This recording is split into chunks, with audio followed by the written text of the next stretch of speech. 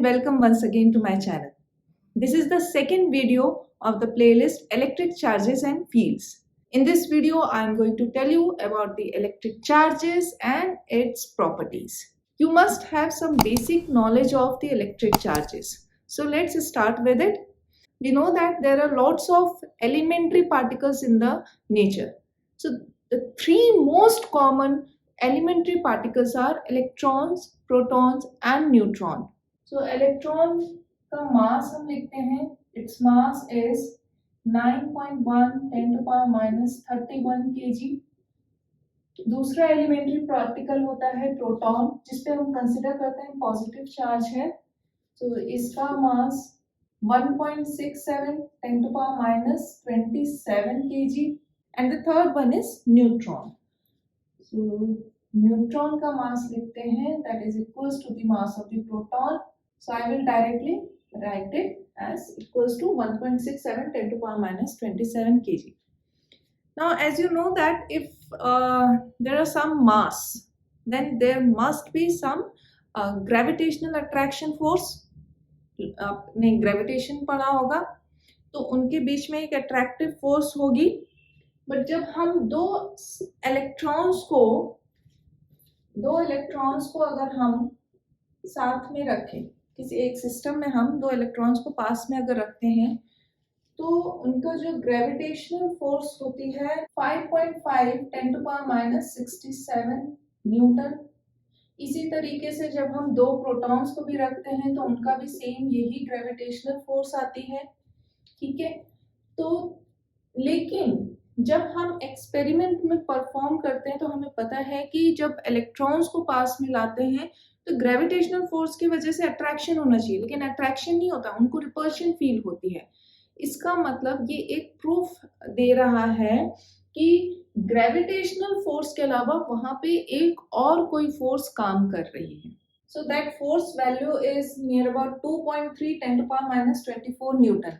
As you can compare the gravitational force and this force, you can easily observe that this electric force or this force which creates the repulsion, हम यहाँ पे इसको mention कर देते हैं कि gravitation की वजह से हमारा जो force लगना चाहिए that should be attractive, and but हमें observe करते हैं कि यहाँ पर हमारे को repulsion मिल रहा है.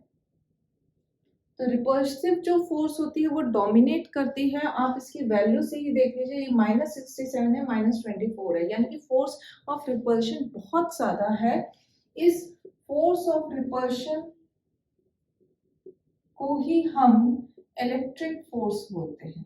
और इसका रीजन क्या है? ये रीजन होता है कि इलेक्ट्रॉन्स के ऊपर डेफिनेटली कोई ऐसी और प्रॉपर्टी है जो सेम टाइप ऑफ मटेरियल यानी सेम इलेक्ट्रॉन्स को रिपल्सिव नेचर देती है. इस प्रॉपर्टी को हम चार्ज बोलते हैं. As you know that the gravitational force, इसका जो रीजन होता है दैट इज मास. कोई भी मटेरियल जिसके बीच में मास है वहां पे ग्रेविटी का अट्रैक्शन आएगा, वहां ग्रेविटेशनल फोर्स लगेगी. वैसे ही जब भी किसी मटेरियल के ऊपर चार्ज होगा तो वहां पर भी इलेक्ट्रिक फोर्स आएगी. रिपल्सिव होगी, अट्रैक्टिव होगी, वो डिपेंड करता है कि उसके ऊपर चार्ज कैसा है. तो यहाँ पर हमने एग्जांपल लिया था कि दो इलेक्ट्रॉन्स को हम साथ में ले रहे हैं. सेम केस में हम जब प्रोटॉन्स को भी स्टडी करते हैं, प्रोटॉन्स को आप पास में लाओगे, सेम ग्रेविटेशनल फोर्स लगेगी, सेम उसमें भी हमें एक और रिपल्सिव फोर्स फील होती है, उसकी भी वैल्यू यही होती है. अगेन इसका मतलब जो हमारा प्रोटॉन है उस पे भी चार्ज लग रहा है. ठीक है, लेकिन इन केस ऑफ न्यूट्रॉन के केस में क्या होता है कि जब भी हम दो न्यूट्रॉन्स को किसी सिस्टम में लाते हैं तो वहां पर सिर्फ फोर्स ऑफ अट्रैक्शन होता है, and that force of attraction जो है that is equals to its gravitational force. आप ये easily calculate कर सकते हो using this formula G into m1 m2 upon r square. अगर r हमारा 1 सेंटीमीटर है तो उसके लिए आप कैलकुलेट कर सकते हो कि फोर्स ऑफ ग्रेविटी हमारी कितनी होगी दो न्यूट्रॉन्स के बीच में, और यही मेंटेन रहती है. यही हमारी, ना ही इसमें हमें मतलब कि कोई भी हमें रिपल्सिव फोर्स फील नहीं होती है, सिर्फ अट्रैक्टिव फोर्स फील होती है। इसका मतलब जो न्यूट्रॉन्स हैं वो चार्जलेस हैं, उसके ऊपर चार्ज नहीं है। But in case of electrons and protons we feel that there is an attractive और repulsive force, and the reason of that is charge. So now with our convenience we have taken that electron has a negative charge and proton has positive charge. We have seen that the elementary particles has charge except the neutron. Charge of electron must be equals to the charge of proton, and that is equals to 1.6 10 to power minus 19 coulomb. One charge की value 1.6 10 to power minus 19 coulomb है। So now let's study the basic properties of the charges. तो जैसा मैंने अभी बताया कि एक electron पे charge 1.6 10 to power minus 19 coulomb होता है। ये कूलम क्या है? कूलम इसकी एसआई यूनिट है, स्टैंडर्ड यूनिट है। कूलम को हम एक्सप्रेस कर सकते हैं एम्पियर सेकेंड में भी, ठीक है। तो बट आपको नॉर्मली कूलम टर्म में ही मिलेगा, और इसको रिप्रेजेंट करने के लिए हम कैपिटल C यूज करते हैं। This capital C is nothing but the coulomb. Now let's see what is the first basic property of the charge, and it is additive property. Additive property का मतलब हो गया कि आप चार्जेस को directly add कर सकते हो, सब्ट्रैक्ट कर सकते हो। प्लस माइनस वाली प्रॉपर्टी है ये।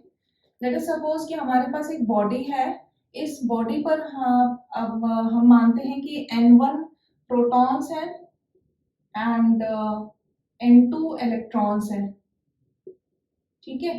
तो टोटल चार्ज कितना होगा? टोटल चार्ज फाइंड आउट करने के लिए डायरेक्टली आप इसमें ये लगा दीजिए कि N1 प्रोटॉन 1 प्रोटॉन पे चार्ज कितना होगा?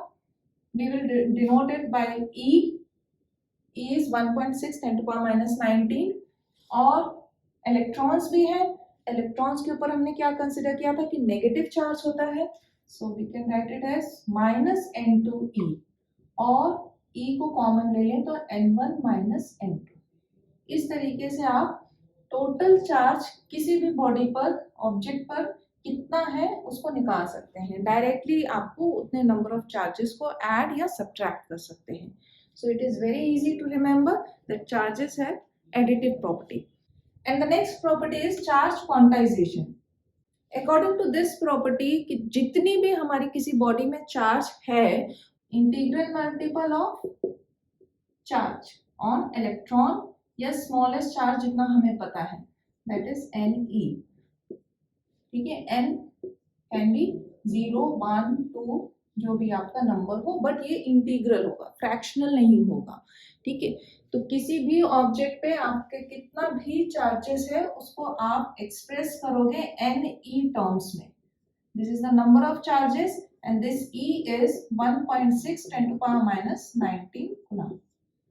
So this is called charge quantization. Quantization कहता है कि आपकी जो स्मॉलेस्ट यूनिट ऑफ चार्ज है that is 1.6 10 to power minus 19 charge के सेंस में, उसका इंटीग्रल मल्टीपल ही किसी बॉडी पर टोटल चार्ज होगा। The concept of quantization means the basic step, what is the value of the smallest step in quantifying something. For example we have stairs in our house. So एक मान लीजिए कि हमारे एक step की height जो है वो 1 फुट है, तो हमें अगर 12 फुट की हमारी वॉल है तो नियर अबाउट मिनिमम 12 तो हमारे स्टेप्स बनेंगे। तो हमने मान लिया कि 1 फुट है, हमें 12 फीट तक हमें जाना है, तो हमें 12 स्टेप्स हमारे हो गए।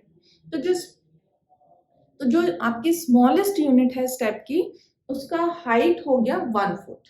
ओके, तो दिस इज द क्वांटाइजेशन। आपने पूरी हाइट को, पूरे वॉल की हाइट को आपने क्वांटाइज कर दिया, स्टेप्स में डिवाइड कर दिया, और एक स्टेप की वैल्यू 1 फुट है। यूनिफॉर्मली पूरे 12 फीट की वॉल को आपने इस पार्ट में 1 फुट 1 फुट 1 फुट करके डिवाइड कर दिया।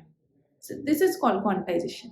इसी तरीके से किसी भी ऑब्जेक्ट पे अगर चार्ज है तो आपने E plus E plus E plus E plus करके टोटल चार्जेस आपको फाइंड आउट कर लेने हैं। अच्छा, सिग्निफिकेंस क्या होता है? अगर इसी E की वैल्यू, इस स्टेप की वैल्यू जो भी आपके क्वांटाइजेशन का सबसे स्मॉलेस्ट स्टेप है उसकी वैल्यू बहुत छोटी हो, लेट अस सपोज 1 फुट के बजाय हम 1 सेंटीमीटर की अगर स्टेप बनाएंगे तो 1 सेंटीमीटर की स्टेप को 12 फीट कवर करने के लिए आपको बहुत सारे स्टेप्स बनाने पड़ेंगे। और क्या आप एबल होगे डिफ्रेंशिएट करने में कि आपने अभी कहाँ पे पाँव रखा है? तो it will nearly looks like कि आपने रैंप बना दी है, एक पूरी ऊपर से नीचे आ रहे तो स्लोप बना दी या रैंप बना दी है, लेकिन वो स्टेयर्स नहीं लगेगी। तो इस एक तरीके से वो आपने कंटिन्यूस फ्लो में आपने सारा काम कर दिया, तो वो क्वांटाइज नहीं रहा, उसमें स्टेप्स नहीं बने। इसी तरीके से चार्ज क्वांटाइजेशन में जब हम माइक्रोस्कोपिक लेवल पर देखें, माइक्रोस्कोपिक जो हमारी E की वैल्यू है that is 1.6 10 to power minus 90 coulomb. So इसकी वैल्यू एक्चुअली बहुत ही स्मॉल है, -19 कूलम है। तो इतना छोटा स्टेप है कि आपके ब्रॉडर सेंस में ये इतना ज़्यादा सिग्निफिकेंस नहीं रखता कि हमारा E प्लस E आप करके उसको कैलकुलेट कर सको। इट लुक्स लाइक, मतलब आप इस E के टर्म्स में स्टेप्स को प्रॉपरली डिफाइन नहीं कर सकते, डिस्क्रीट फॉर्म में नहीं कर सकते। तो आप ब्रॉडर सेंस में इसको बोला जाता है कि आपका चार्ज एक तरीके से कंटिन्यूअस डिस्ट्रीब्यूशन में है। So charge is continuously distributed. So continuous distribution form में आ जाता है कि हाँ ठीक है, इतना हमारा चार्ज है। So that is the significance of the quantization, but quantization is not so much effective। but हाँ, किसी भी ऑब्जेक्ट पे आपको चार्ज निकालने हैं तो आप E के टर्म्स में इंटीग्रल मल्टीपल लेते हुए टोटल चार्ज फाइंड आउट कर सकते हो। And the last property is that charge conservation. This is very important property, charge conservation. देखिए, charged particles can be created or can be destroyed, but charge cannot be created, cannot be destroyed in an isolated system। ये मैंने आपको इसकी definition बताई। Conservation का मतलब है कि वो टोटली कंजर्व्ड है, उसमें कोई भी चेंज नहीं है। सो फॉर एग्जाम्पल, जैसे आपने न्यूट्रॉन का बीटा डिके स्टडी किया है। जब न्यूट्रॉन का बीटा डिके होता है, neutron will create 1 electron and 1 proton. ठीक है, तो ये बीटा डिके कहलाता है। This is called beta decay. So before beta decay total charge कितना है इस एलिमेंट्री पार्टिकल का? इसके ऊपर चार्ज, नेट चार्ज 0 है। एंड आफ्टर बीटा डिके भी आप देखो कि इस आइसोलेटेड सिस्टम का टोटल चार्ज कितना है।